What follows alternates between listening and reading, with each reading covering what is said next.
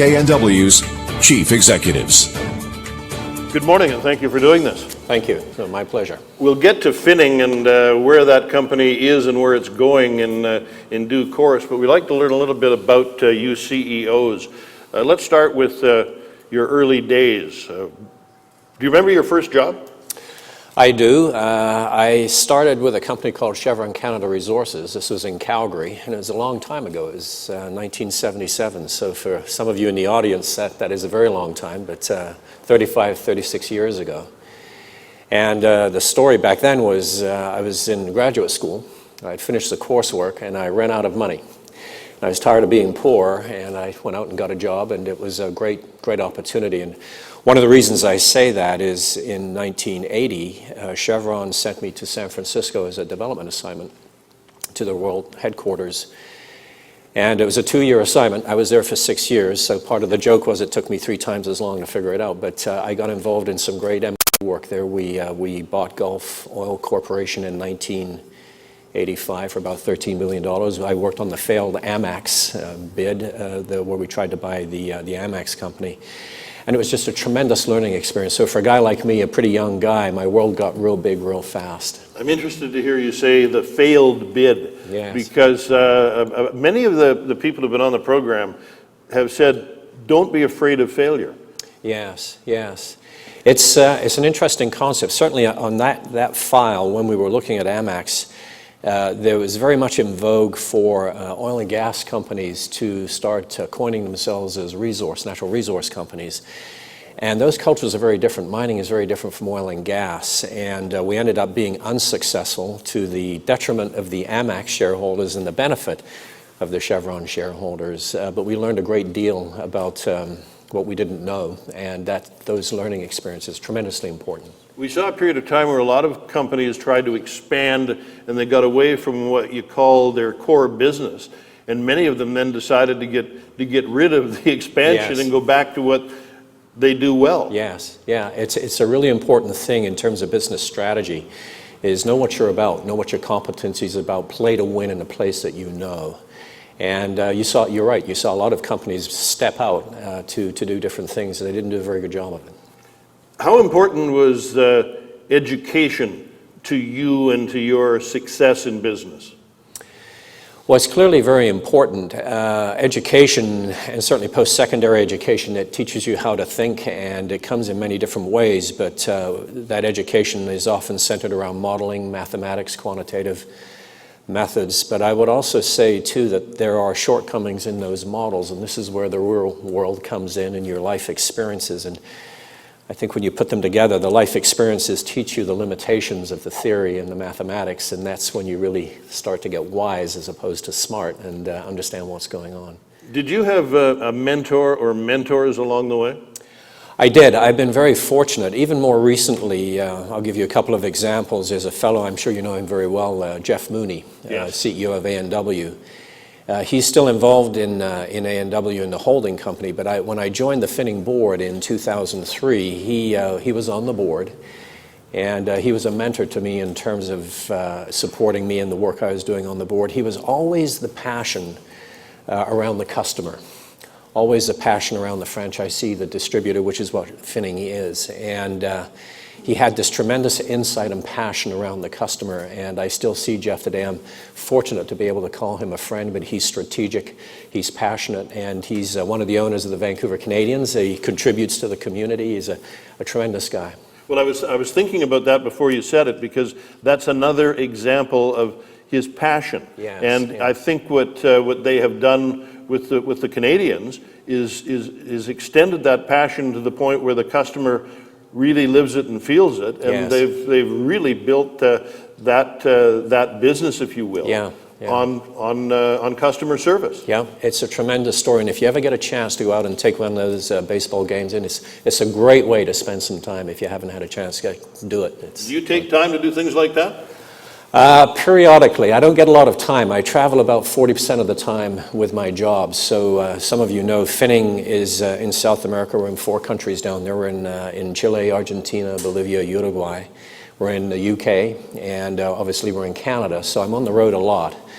And so it's difficult to get time when you're traveling that much. When I do get back here, I try to get to my cottage on Vancouver Island, track down my wife, have some good wine, maybe float around on a boat, but that's the kind of thing I like to do, but I don't get a lot of time. We'll talk a little bit more about that. You mentioned the UK. Your roots are in the UK. Yes. I was born there, raised in North London. My family emigrated to Canada in 1967. So you were a relatively young man when you came here. Relatively young, and people sometimes say, well, what happened to your accent? And I kind of joke, I think it got pounded out of me. It was when in the hockey games I say, go get the kid who couldn't skate and talks funny, and so it kind of went away a little bit. But I moved around a great deal, and I was pretty young when I came over. So. But did you take to hockey fairly quickly? I didn't do real well at hockey, but it's a great sport. I enjoy watching it. I'm not a big fan, but I always enjoy watching a game. Yeah. Talking with Mike Waite, CEO of Fitting International. We are broadcasting live today from the Beedie School of Business in their SFU campus downtown. You're with Bill Good on CKNW News Talk 980 on the Chorus Radio Network, and we'll be right back. On CKNW. From SFU's Beedie School of Business, home to Canada's first executive MBA. Graduate program info sessions are underway. Again, the mics are there if there are any questions. Traditionally, it takes another break or so before people get into it and have questions, but be patient with us. We're in the commercial breaks. They pay the bills. Important. And the bill.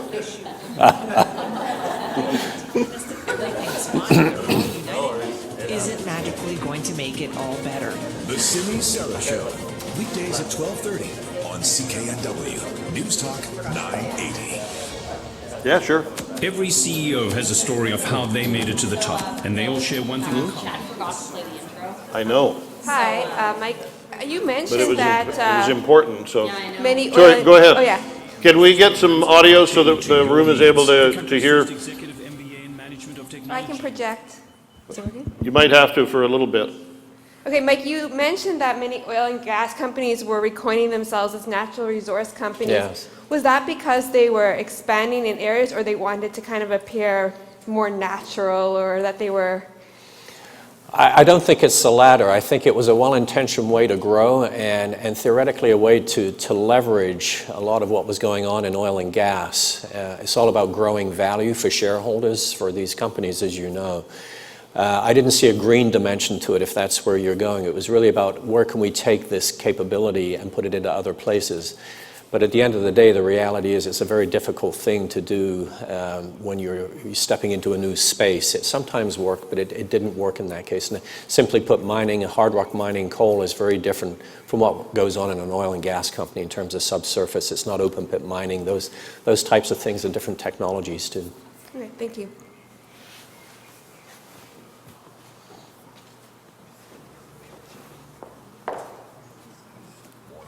Must be 19 plus. If you gamble, use your game sense. Looks okay. Where's your place on the island? You can hardly see Just any of south the of white Cowichan gold. Bay. The whole Right at engagement Salt ring looks Spring. like it's Yeah, made Samson. of diamonds. Diamonds connected to diamonds We connected all to need a more place, right? diamonds. We all A need jewelry sanctuary. designer's Now, fantasy. does your wife live there most of the Wait, time? It's 2 full carats They of come diamonds. here, you never hear When I anyway. saw this ring for the first time, I'll never forget it. all I could say was, wow, Come to Spence. Take a look. Ask to see the wow. Spence. On Burrard. Off Robson. Or at 200th Street in the Langley Bypass. Do you hear that?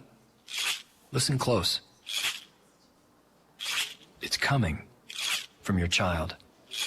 And sadly, it's the sound of your pills. Prescription medicine is the new drug.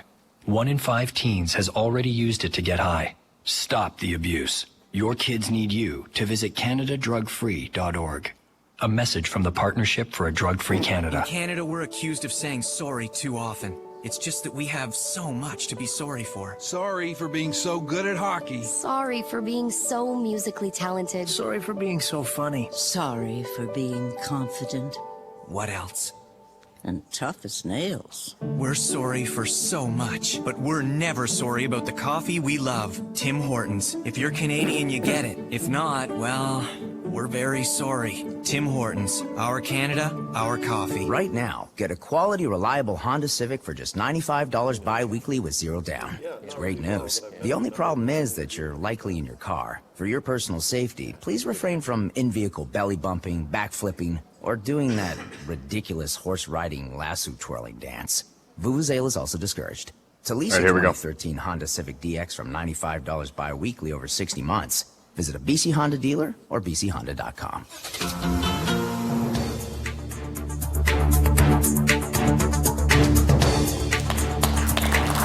We are back with Mike Waits, the Chief Executive Officer of Finning International, and you talked about the various countries you operate in. How challenging is that for a CEO to have to operate in different countries with different economies? It's challenging.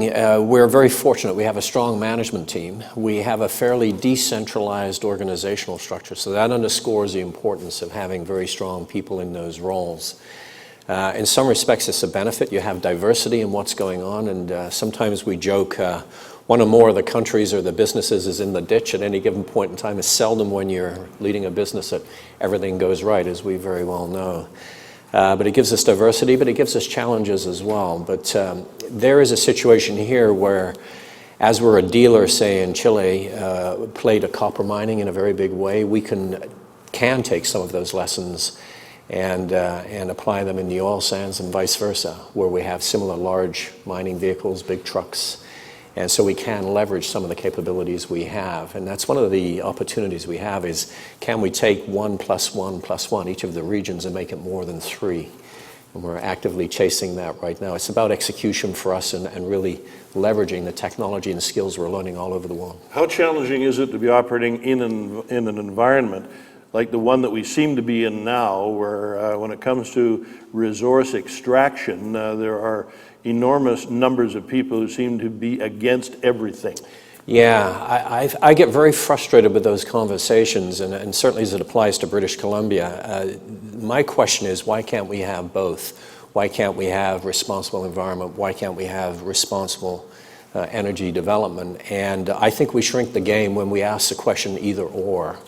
So my view is we can have both, and that's what we should be seeking as a province, certainly, and in other parts of the world. And the thing to understand is when you look at these resource projects, those projects create jobs, they create royalties, taxes. That money in British Columbia will fund hospitals, it'll fund development for education, it builds wealth for British Columbians. And so we need to understand what we're walking away from if we decide we're not going to develop those types of energy resources. But how do companies like yours and others have their voices heard? How do you convince people, for example, and I don't want to get you into the politics of one project or another, but how do you convince people that a pipeline can be made safe? Yeah, you have to use data, you have to make a compelling argument, and you have to put redundancy into the safety system. So if we were to see tankers in northwest British Columbia, I think you will see an LNG plant or two go ahead in northwestern British Columbia, but you have to earn the right to operate there, the social license, so-called. And it's a very difficult thing to do, but you have to be absolutely committed to that and buy the right, earn the right to do that. In the case of tanker navigation, there are double hulls, there are tugs, there's 24/7 controls around some of those things. There are ways to do it, and I'm simply suggesting that we need to explore those ways rather than take it into a divisive situation, yes or no. There's been oil coming into the Burrard Inlet through the Trans Mountain Pipeline out of Edmonton for, I think it's about 40 or 50 years. At least 50. Yeah, fracking technology that was going on 10 years before I joined the oil patch in the 70s, so the 60s. Been going on 50, 60 years. This is not new technology yet, now it's a problem, and we need to understand the facts around that. To what degree do you try to gauge what the economy is going to be like 2-3 years out? You talked about one country or another often being in the ditch. Are we in the ditch? Are we coming out of the ditch? Where are we going to be 3 years from now? And how do you figure that out? Yeah, it's a really good question. I wish I could figure it out. It's a very good question. One of the things we try to do at Finning is we have a mantra that says we believe we can create our own future to a degree. And so we asked the question, what trends can we predict with reasonable confidence? And if we can predict some of those trends, then how do we position our company to deal with those trends? So some examples of that would be, we believe that people in China, in Asia, in India, they want what we have in North America and Western Europe. They want durable goods, they want automobiles, they want places to live. And so we know that over time, that'll provide the base demand for commodities, for base metals. So that is, we think, a reasonable prediction to make. And so we position our company to invest in our capability with our copper mining customers and so on to play to that. There are other things we can predict. Younger people coming into our workforce, they have expectations around how they should be trained, supported, social media. We know environment is a tipping point, right? There's a lot of concern about that. So we do know some of those things, and we try to predict what they are, and we take our company in position for that. But with respect to your more general question, I think we're in for a period of slow growth, extended slow growth, as you see these austerity programs work through, people repositioning balance sheets and so on. And that's a very difficult time to operate in, because the vulnerable people get hurt. I've said before, growth atones for a lot of sins. When there's a lot of growth you can have in efficiency, it pulls a lot of resources through. Slow growth is a very difficult environment to work in, and people have to adjust to that. You employ more than 15,000 people worldwide. I'm wondering what you look for, and I'm sure people in this room at the Beedie School of Business are looking at what sort of skills, what sort of attitudes are you looking for when you're bringing people into the company? Because as you bring them in, I'm sure you're sort of projecting where they might be useful in 5 or 10 years. Yeah.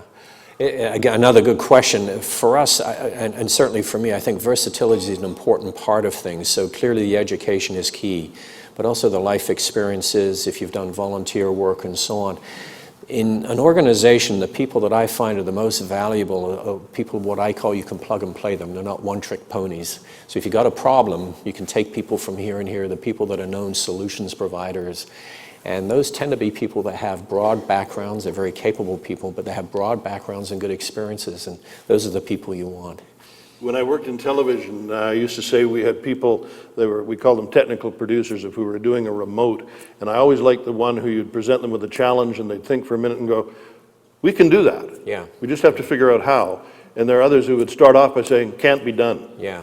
Yeah. I didn't have any time for the can't be done people. No, that's it. So the ones that deliver the solutions are the valuable ones. It's an interesting story. I have a colleague, she's a CEO, and you know, when she was telling a story about they had this big problem and they didn't know how to deal with it at the executive suite level, and they said, let's give it to the kids as a solution. And you know, when I was younger, we didn't know what to do, and we'd say, let's go find the gray hairs, and they'll know what to do. So today you've got the gray hairs and the kids. I don't know who's better. I think the kids are better at it, to be honest with you. What about when you're looking for executive talent, when you're looking for those key leaders that you touched on a few minutes ago? What are you looking for in them, and do they come out of your industry, or are they maybe like you? You were in the resource industry, the railroad industry, and into big equipment. Yes, yes. They can come from different places. Leadership is, again, a very important discussion. When you think about leaders, it really is, to me, it's a conversation around things like courage, like curiosity,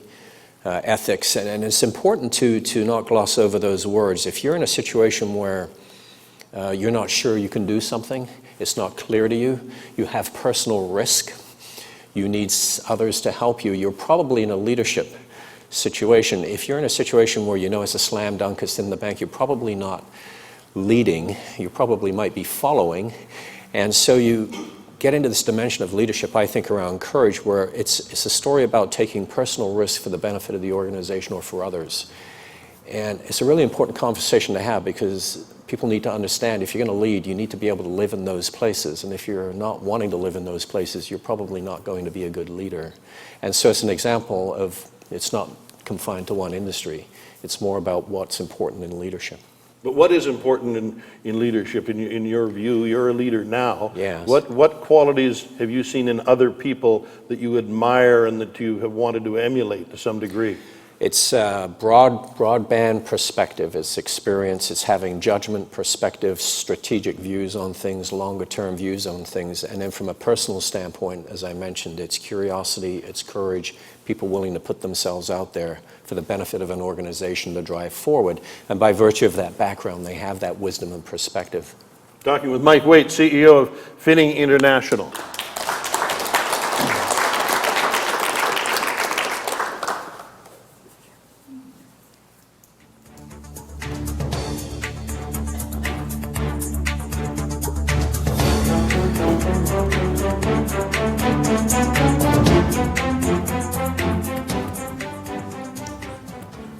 My name is Ray Bullmore. Mr. Waits, two-part question. You mentioned that Finning has a footprint within North America, South America, parts of Europe. Would there be a plan to perhaps go into the Asian markets, perhaps with other products, maintenance services, because Caterpillar obviously is a partner here? And the second part, do you think your dealership model would work in an Asian-type market? Yeah, they're both great questions. With respect to the first question, just very briefly, Caterpillar give geographic distribution rights. So we have earned, or in some cases paid for those rights, say in Ireland. More recently, we acquired Bucyrus distribution rights in all of the regions that we operate in. So if we were to expand in Asia as a Caterpillar dealer, they would have to bless that expansion. We would typically buy out another dealer, and that can happen. That's one of the ways we've grown. Perhaps there's no succession in a dealership there, and so they're looking for someone to come in and capitalize it with the leadership. We would look forward to getting into Asia, either as a dealer, for the right price, obviously, and also if it made us better as a CAT dealer. So we're pretty pure to our model. We'll say we'll do things other than being a CAT dealer, but it needs to make us stronger as a CAT dealer. So we wouldn't be like an automotive distributor or something like that. Would our model work is a really good question. We tend to try and sell the same value proposition around the globe, but it plays out differently in different markets. Asia is very competitive, smaller machines, and the model generally works, but I think it would be a challenge. We would really need to understand the dynamics of that marketplace. And again, you're going up against, say, Chinese machines, Korean machines, very, very competitive place. We'd need to know what we were doing there, but categorically, we'd like to get into Asia, yes. I may ask that question again unless you want to do it when we come back out of the news. It's your show, whatever you'd like. I'll get you to stay there. But it's interesting because one of the first shows we had Jim Treliving on from Boston Pizza, and he said they went into Asia, and they didn't understand the cultural differences, and they had to pull out. Because and one of the mistakes they made was they didn't stay true to their model. They allowed their franchisees to play around with it and try to change it. And he said they actually had similar problems in Ontario because they just didn't understand the different culture. They assumed that it was just like every place else. And he said, if we went out for dinner here, we'd probably go out for dinner at 7 o'clock. He said in Ontario, people get off shift in the manufacturing plants at 5 o'clock. And they want to go straight to eat then. And they just weren't, he said, we're going to go back into Ontario, but we're going to do it right. It was quite, again, talking about mistakes, quite willing to admit to mistakes, but learning from them and going back to do it again.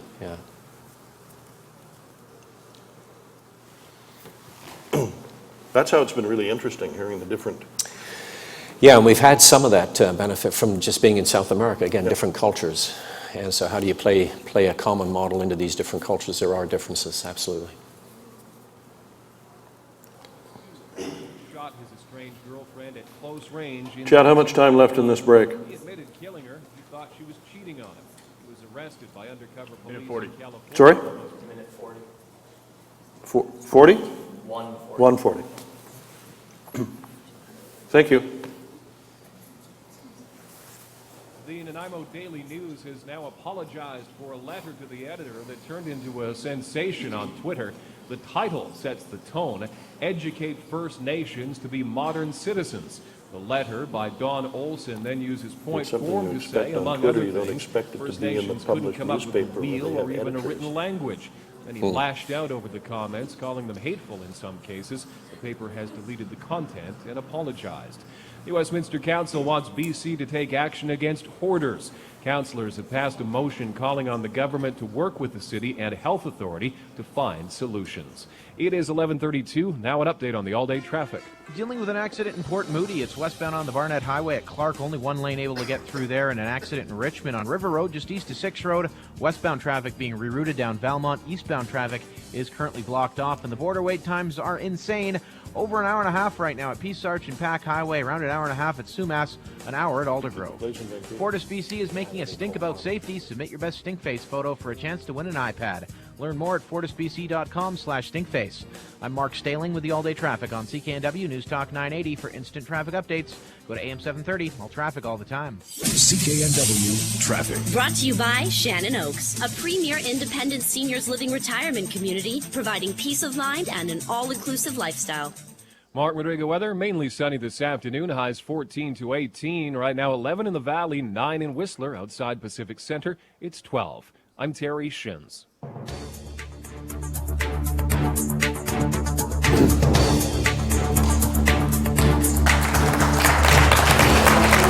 Talking with Mike Waits, the CEO of Fitting International, and as you have heard, we are at the Beedie School of Business in downtown Vancouver at the SFU campus. We have a lot of students and some alumni here, and we have questions from the audience, and you have a question to Mr. Waits. Thank you, Bill. Mr. Waits, with your global footprint, being in North America, South America, as well as Europe, are there any plans, maybe even joining with Caterpillar, to move into the Asian markets, perhaps maybe with other products, maintenances, services? And second part, would your dealership model work in that environment? Yeah, it's a really good question, and let me say again, with respect to expanding as a Caterpillar dealer, we're given geographic distribution rights, so we purchase them from another dealer. So any expansion there would have to be blessed by CAT, but categorically we would like to get into Asia. We certainly would look at doing things other than being a CAT dealer if it made us better as a CAT dealer. So you might imagine, say, mining-related distribution of equipment, things like that. But the other part of your question is really important, is does the model work? And there are differences in culture. It's a very competitive market. It's a lot of Asia, what we call small machines markets. So small wheel loaders, backhoes, not the large mining equipment that we, I wouldn't say specialize in, but we're very good at that part of the business model. We're also good at the smaller part, but it's a different market.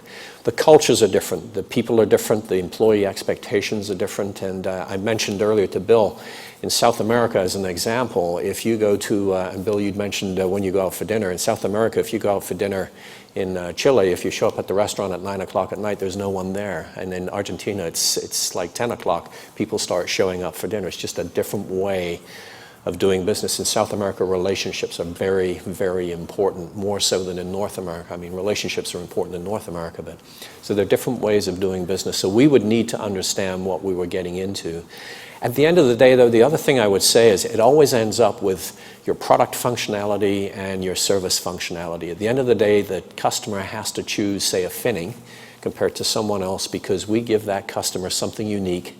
It makes his business better versus the competition. So there's also those common denominators, but it can play out very differently in different markets. I've asked a lot of the CEOs how technology has changed their lives, but when I think of your business, there's sort of two kinds of technology. There's the technology of the computer and the internet and social media, but there's also just the technology of how your equipment has evolved over a period of decades. Yeah, it's huge, the changes that are going on. If we just take, for example, information technology, we have, I'll give you an example, in northern Chile, up in the Atacama Desert, we'll have a field technician there, be a journeyman mechanic, very capable person. If we have, say, a vehicle stalled, he'll have an iPad. He can come in over a satellite. He'll come into a control room in Santiago, Chile, where we'll have typically about 4 people, be a master mechanic, a master electrician. This field tech can take a video of what's going on with the vehicle in the desert. He can connect with the people in the control center. They can give him advice. They can send him drawings if he can't pick them up directly. They can actually take parts of the system, say if it's an engine issue, they can gray out the parts of the engine. Say he wants to work on a fuel system and isolate the fuel lines, the fuel pump, the common rail fuel injection system. So he sees a schematic right there. And you think about the impact that has in terms of this guy's ability to fix something. And of course, it gets back to the customer. This information technology, as it plays out to the customer, is amazing. And it has to differentiate us. But, you know, in a more general sense, in information technology, these large trucks that you see pictures of, the 400-ton trucks, we can run those trucks off of satellite, off of fiber, so you don't need drivers. So they're called autonomous trucks. And another thing I'm very proud of about Finning on large engines, where we have very good technology around engines, say for backup systems for hospitals or just producing continuous power, we can put methane gas feed into reciprocating engines, what you might think of as diesel engines. We have great technology around fuel systems, so we can take biomass, abandoned coal mines, methane, and treat the gas and feed it into these engines and produce power. So you're right, Bill, both on information technology as well as engine technology and other technology, it's changing dramatically. And we work closely with CAD, obviously, on that. What about greening the world? Is it, I mean, is that something that you spend a lot of time thinking about? I mean, you've got a lot of equipment in places like the oil sands. Yeah, yeah. There's certainly much more that can be done. I certainly think about it. Certainly in terms of how we conduct our operations, the efficiencies that we can put into, say, mine operating plans, and we work with our customers to do that, to reduce consumption, improve productivity. You've got a lot of technology in Caterpillar in terms of electric drive technology. As I mentioned, you've got engines technology where we can produce green energy, and I think there are many, many opportunities to do more things. Talking with Mike Waits, the CEO of Finning, and we're going to get a little bit more personal when we come back.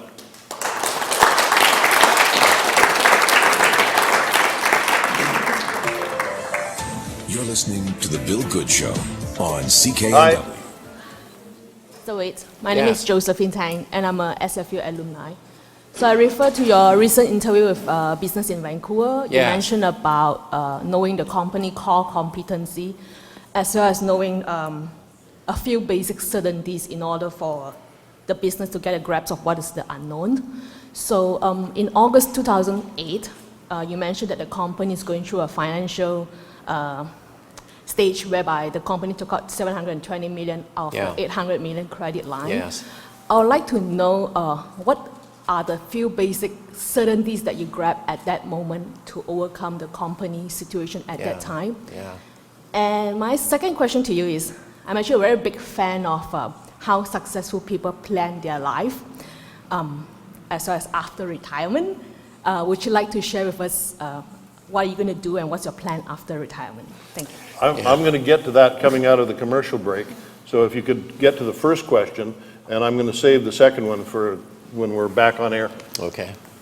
So with respect to the first question, again, it's another really good question, and it's a really good conversation to have about what really makes companies tick and their business models. And I'm sure a number of you in the audience have read this guy. I really like the work he's doing. It's called Nassim Taleb, who penned the Black Swan book. If you get a chance to read this guy, it's really good stuff. He's written a book called Anti-Fragile. I'm about halfway through it. But he does a good job of putting some things in perspective, and so I'll use that in the context of Finning. One of the things we do very well, and one of the things or ways that Finning is anti-fragile, that is when times are tough, we're stronger, is simplistically customers will stop buying new machines for obvious reasons, right? They don't have as much cash, they're concerned about making investments. And so they'll continue to run their existing fleets very hard, and they burn parts, and they will rebuild those machines, and we are very good at doing those things. And so what in effect was happening when we had that meltdown commencing in 08 through 09 and into 10 was people stopped purchasing. Commodity prices stayed fairly high, fairly elevated, so the mines kept running, but they kept running these machines, and we started rebuilding the machines. And that was what I had confidence in the business model and our ability to execute that business model. And then I knew that it would turn at some point. But basically this is what we call a parts and service rebuild business. We knew we could basically survive on that really without selling much, if any, new machines. And that was the key part of our survival through that period, which I think is another example. This fellow Taleb says you can't predict some things. You cannot predict swans. You should spend less time trying to predict them and more time preparing for them. And that's a very big lesson, I think, for many people. It was interesting. I was at Interfor. Brian Coxford did a story last night on Global about Interfor during those bleak times, buying up a whole lot of mills and really reinvesting hundreds of millions of dollars. And now it would appear that the forest industry is on the road to serious recovery, thanks in large part to Asia. Yeah. And but I was watching it going like forest product prices are expected to go like this over the next few years. They've done a tremendous job diversifying the markets, right? And now you're seeing the UK house, or I should say the US housing starting to come back. And when you put those two things together, the impact is very big at the margin. It's a great story. Huge for BC. Yeah, absolutely. 20 seconds.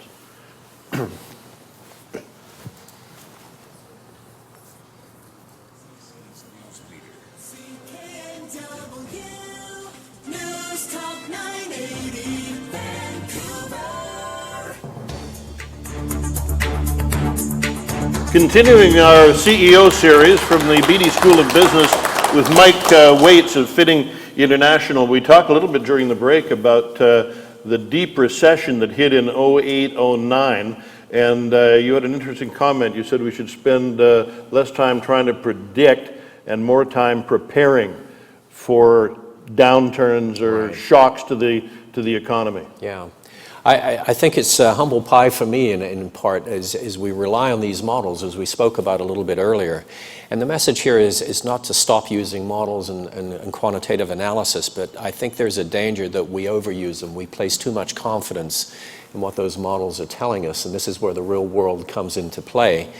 But the fundamental recognition, you cannot predict some things. Life, you cannot predict in entirety. There are non-predictive, consequential events that you have to deal with. And so how do you deal with those things? And that's more a conversation around positioning. It might be positioning yourself financially to take more, if these events come in, to take on an ability to deal with those types of risks. Or in a business, you need a business model that is resilient, or what Taleb calls anti-fragile. You actually get stronger if things get bad. An example of that might be in the medical profession is inoculation. Basically, you're taking a small dose of something that could hurt you to build up your immunization around that. It's an example of how you might get stronger on something that's negative. But in small doses, it's actually positive, and it makes you stronger. Now, you're fairly confident that your company is in good shape right now. Yes. And I read over the past couple of days that you're seriously contemplating retirement. Yes. How do you deal with the transition and then the future? What does retirement mean to you? Well, it's a very good question. I don't have a very good answer, I'm afraid. It's come on, you've talked about preparing for things. Preparing for things. Yeah, I'm woefully inadequate, like the mechanic that never works on his car, right? It's a very difficult thing. For me, let me try and put it in context. I turned 60 later this year, and so part of the question in my mind was, it was an alarm clock bill that was going off saying, really, you're going to keep doing this, or are there some other things that you want to do between 60 and 70 where if I can make it that far, I hope to be very active. So travel, I went to Southeast Asia for the first time actually last year. And there's a whole big world out there. So there's some other things that I want to do. I'd like to support the community. I'm on the board of directors at Talisman Energy out of Calgary. Maybe pick up one more board. So I want to stay active, but I'd like to have more degrees of freedom in the time. I'd have full days, but more my decision about how I spend them versus people plan my days for me, as you know. So. What does a typical day look like for you? Is there any such thing? Not really. About 40% of the time I travel, as I mentioned, so I'll often fly out on a Sunday or a Saturday if I need to be in Europe. I get in, if I go to our UK office, I'll arrive in Heathrow, say on Monday noon, Monday afternoon, and then we drive for 3 hours up to Birmingham, basically a place called Cannock. Oftentimes I go into meetings. It's not a bad way to transition versus going to the hotel, but really there'd be reviews of operating plans, current business issues, reviews of capital programs, try and meet with some customers, have a dinner with the staff. Goes like that for a few days. Meet with the local CAT representatives, maybe go over to Geneva, meet with the CAT head office there. And that's 3, 4, 5 days, try and get back Friday, Saturday. That'd be a typical trip to Europe, South America. It's a little easier to get to. It's a longer ride, but the time change isn't as bad. So when you come back, you go to Vancouver Island and reintroduce yourself to your wife? That's right, and that's pretty close to being accurate, actually. I track her down, and you know, it's not always easy. I get off the float plane. I don't think she'll mind me saying this. She says, I have no idea what's going to get off the airplane, because if it's been a tough week, I'm not often in the best frame of mind, and then Saturday it can be pretty chilly, and Sunday thaws a little bit, and I get back on the float plane on Monday, and that's kind of what it's like. What do you do to unwind? What do you do when you finally get to the island Mecca? Yeah, it's peaceful there, as you know. You've got a place on the Sunshine Coast, but it's very peaceful. So it is sanctuary. I go for walks. I bought one of these carbon bikes. It's one of these road bikes. They're making them for guys like me that can't run anymore. So I try and stay fit. I'll split logs, have dinner with my wife, and it's pretty low key. It's just not doing what I do. Do you read? Yeah, I enjoy reading both literature and science. Yeah. So you read to relax, to unwind? Yeah, I think I've always had this feeling that good literature is really philosophy, and I'm curious. And so I have this insatiable desire to understand things. Is your wife concerned about you retiring? Very much so, yes.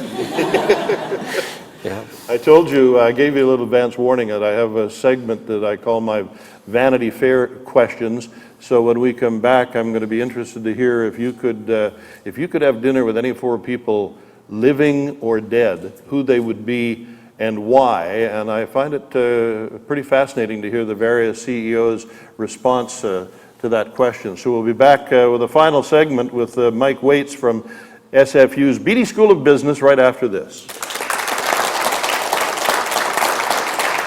The Bill Good Show on CKNW. For SFU's Beedie School of Business, home to the Executive MBA for the Americas. Graduate program info sessions are underway. Details at beedie.sfu.ca. This is the CKNW Street Scene. Bill Good is back with the Chief Executives live at the Beedie School of Business. Next week, Bill chats to Jonathan Whitworth, CEO of C-SPAN. The Vancouver International Auto Show is on this week. Why not take a break from work and check out the latest auto innovations at the Vancouver Convention Center? And don't miss the return of Game of Thrones on HBO this Sunday night at 9 p.m. Only available on Movie Central. For more info on these and other Street Scene events, check out the event listing at cknw.com. Every CEO has a story of how they made it to the top, and they all share one thing in common: a solid foundation. Start building yours with the Beedie School of Business at Simon Fraser University, home to internationally accredited BBA and master's programs that are tailored to your needs. The country's first executive MBA in Management of Technology MBA, full-time MBA and Master in Finance programs. Engage yourself in business and start writing your story. The SFU Beedie School of Business. Spring info sessions are underway. Details at beedie.sfu.ca. I'm Joel Matlin, president of Alarm Force. Are you the child of an elderly parent who wants to live alone? Do you worry about them falling or having a medical emergency? At Alarm Force, we know everyone wants to live independently and securely, regardless of their age, which is why we've created our newest product, Alarm Care. Alarm Care is a personal emergency response system where with just a push of a button, an Alarm Care customer can receive emergency attention through a live two-way voice communication with our certified central station. There's no annual contract with Alarm Care, full free installation, activation. Hi, Mike. Is this on? You talked a little bit about the decentralized nature of the company and the various cultures in the different countries. Yeah. What about a central vision that Caterpillar and Finning have together, and how do you create a culture within the company that's kind of uniform among all offices? Yeah, it's another really good question. So we go about strategy a little differently at Finning. We don't have a strategy group, although this guy here, Mount Bruckels, is part of a team that drives a lot of strategy. But the way we pull it together is we create this vision for the future, and so we have certain aspirational statements. So it gets back to some of the things I said before around we think that mining is a good place to be. So we have a strategy, dominate mining. And we'll put money into facilities to help us dominate mining. We know we've got to dominate our core business. We're figuring out where we can take our engines business, more power systems engineering, subcontracting to Jacobs. So all of those strategies, I build those strategies with my executive team that includes the country presidents and some of their executives. And I think this is really important when you're driving a company forward and building executives and you want to keep their ownership, is you have them involved in developing the strategy.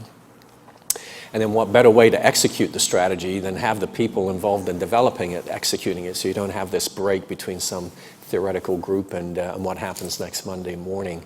So there's that commonality in the vision and the strategy, and then what happens is they take that back to their operating units and say, okay, this makes sense for us here as well. How do we go about doing this? So it's a way of getting convergence at the top and then having that local execution. I'd like to think it's the best of both worlds, but it's challenging sometimes. I'm under no delusions, but that's the way we go about it. So hopefully that answers your question about how you can get both things going. Okay. How much time, Chet?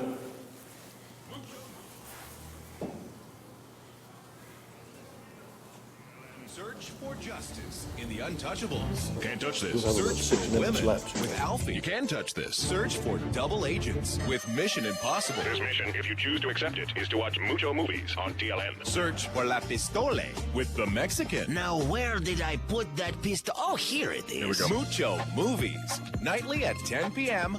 on TLN.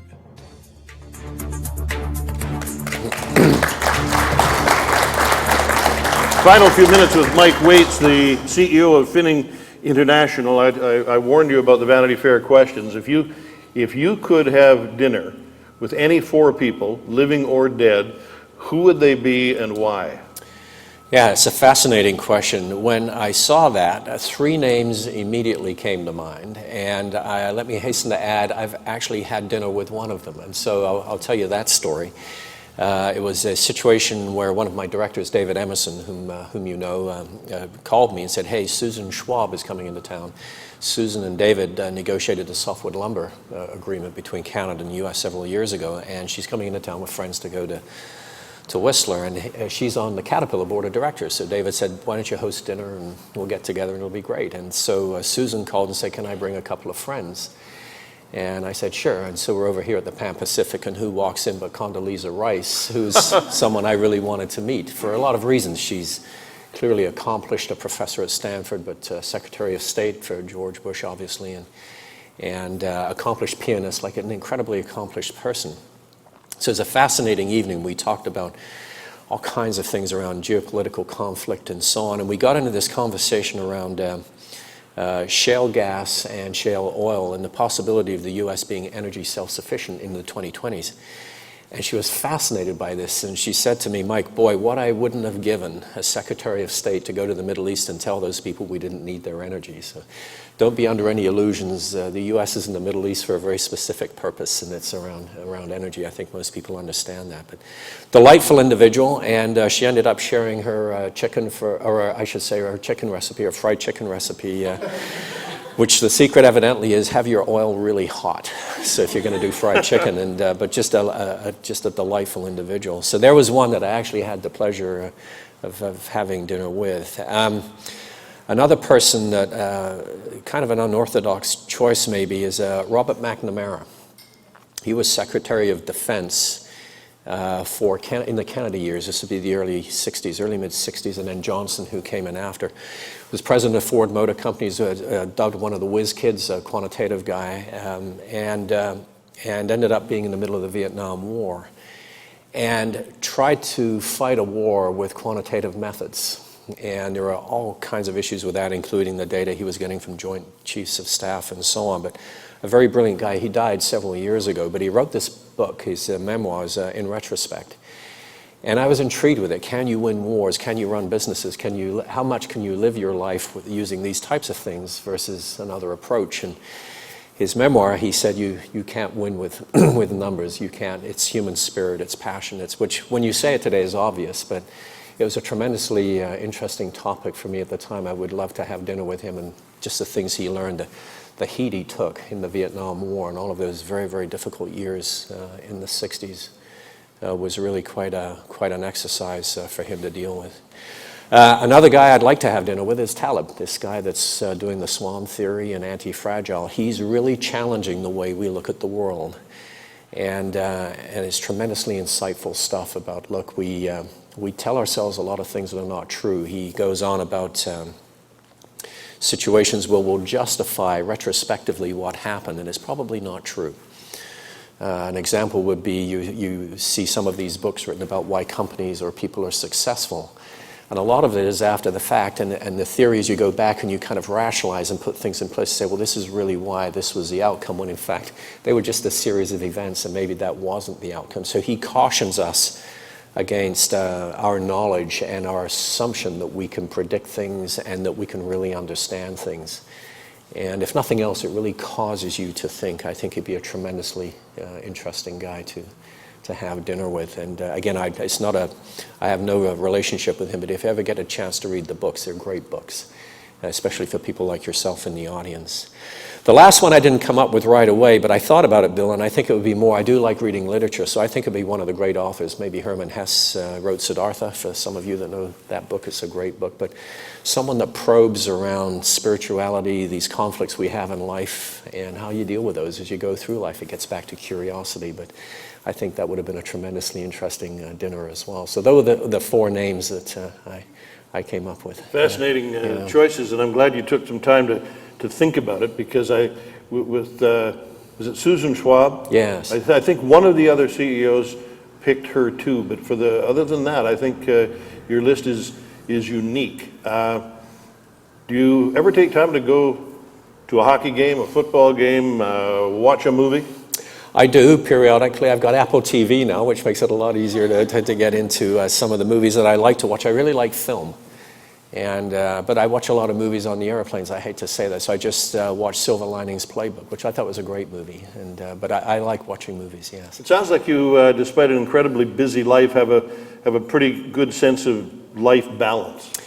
I try to withdraw and get some balance and then get back into the game, but you have to get out of the ring once in a while, right? And recharge and get that perspective, and then I think it makes you better when you get back in. As much as the team runs hard, as I run hard, I really insist on my people getting vacations. So you'll run hard 6-7 days a week, but then when it's vacation time, you've got to take it, because I think it makes you better. It's been a great pleasure meeting you, and I thank you for taking the time out of what is obviously an incredibly busy life to share an hour with us here this morning. Well, thank you very much. I've enjoyed it. You're with Bill Good of the Chorus Radio Network, and we are live from the Beedie School of Business, and we break for the major news to noon next. Thanks very much. Really enjoyed it. Thank you.